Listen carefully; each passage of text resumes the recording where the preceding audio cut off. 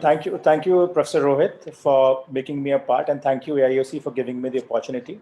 I'll be talking in brief about managing a case of intermittent exotropia. Intermittent exotropia is one of the most common forms of strabismus seen. It develops either because of defective development or inheritance of binocular single vision, or some problem with the medial rectus. It is important to rule out pseudoexotropia, the fundal colubomas and macular drag, which may mimic divergent squint, but they are actually not. Problems in IDS could be the progression from exophoria to exotropia, the binocular single vision which is present, but the stereopsis may be compromised. There can be problems of asthenopia, diplopia, phobia, and cosmetic and psychological issues. So we all know that the exophoria have a tendency to progress to intermittent exotropia and then to the constant exotropia, but some may remain constant. The distance to equity drops much before the nears and it may not fully recover. The asthenopic symptoms may include headache, eye pain, blurring of vision, and occasionally micropsia. The bright light dazzles the retinae and fusion is disrupted, causing diplopia, and this causes closure of one eye or diplopia phobia. So sometimes the squint can be seen only in the group photographs, and it may be more obvious with physical stress or strain and tiredness. There could be psychological issues that the patient is aligned in the indoors, but many kinds of addresses are big gathering. Because of the stress, the eye deviates out.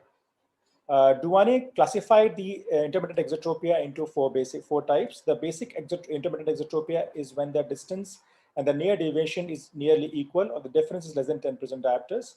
Convergence insufficiency is when the near deviation is more by 15% diopters as compared to the distance deviation. Divergence excess is labeled when the distance deviation is more by a factor of 15% diopters as compared to near. And then we have simulated or pseudo divergence excess, which is actually a basic deviation presenting like divergence excess. So this is a little bit of modified classification from Burian's, where a 10% diopter was used to delineate between these.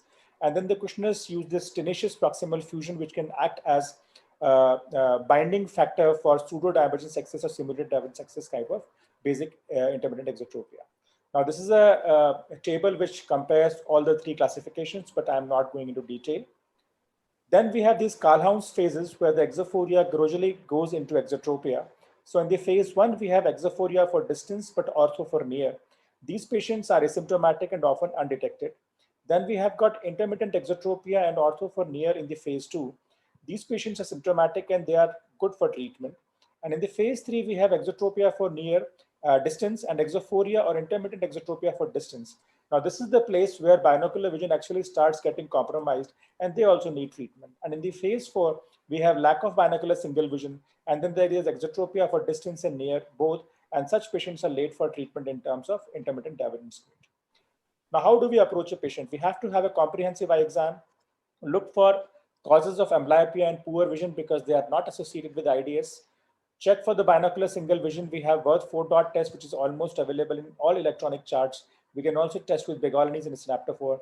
Stereo acuity measurement should be done for distance and near. TNOs, Randot, and Titmus flyer tests are easily available these days. Do an adequate myopic glasses correction unless it is intended to be given in the form of overcorrection. Mild to moderate hyperopic correction should be given to the patient because it gives you a clear vision and facilitates fusion. Assess the deviation and other associated abnormalities, which could be oblique overactions or DVTs and whatnot. Do a post-patch PBCT if there is a difference between the distance and the near deviation. And post-op diplopia test is important, at least in the private practice, where you can find out how many of the patients can actually have diplopia if you tend to overcorrect them. Now, when to operate? Now, there are certain subjective methods where we can think of operating. When there is a progression from Calhounz stage 2 to stage 3, we know phase 4 is late. Falling or low stereo acuity, exotropia presented more than 50% of waking hours, and diplopia phobia. Now, these are some indications where the surgery has to be done. And for this, there was a Newcastle control score, which was kind of incorporated, which incorporates the control of strabismus at home, clinic control at near and distance, and each point has been given a score, and then they're totaled together. So when the NCS is less than 2, the exotropia is well controlled, and there's a high probability of having a stable course. When NCS is 3 to 6, a surgical option may be a better choice. When Newcastle score is more than 7, then probably we have reached to a Calhounz stage 4, phase 4, where we can correct the deviation surgically, but the stereopsis may not be recovered, recovered fully. Now, surgical, there could be some non-surgical management also. We can give some convergence exercises. It is important to understand that the patient should be made aware of physiological diplopia, and they just convert the tropia to aphoria. They do not cure or change the basic deviation in case of intermittent divergent squint. You can plan overcorrecting myopia. It can work only in high ACI ratios. Prisms are not a good option to kind of manage intermittent exotropia.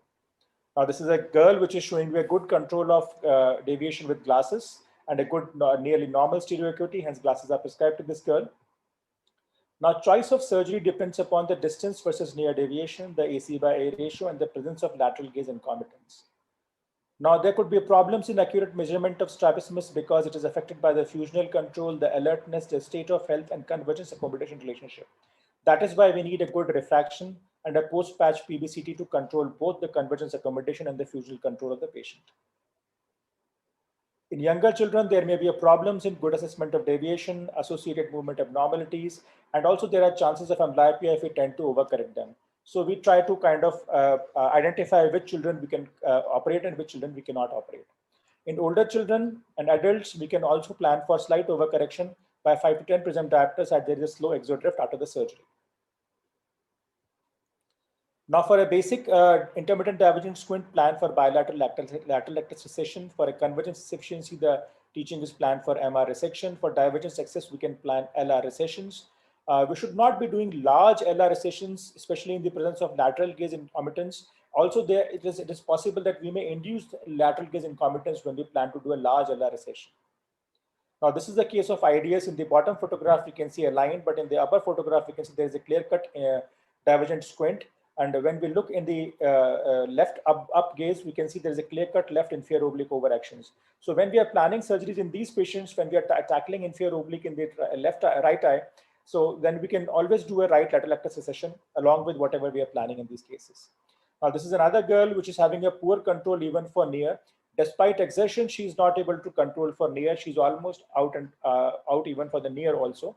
So we plan for surgery in this patient. We can always plan for RNR because it's a large angle exotropia. This is another case where we have intermittent divergent squints with DVD. So there's a small angle IDS, about 14 prism diopters, but a large DVD which can be seen on this video. We can see that the left eye is moving out as you place the Spielman's occluder, and the right eye goes out immediately as you place the Spielman's occluder here. So she's planned for LR recession by 5 millimeters and bilateral superior rectus recessions. And this is 7-week post-surgery.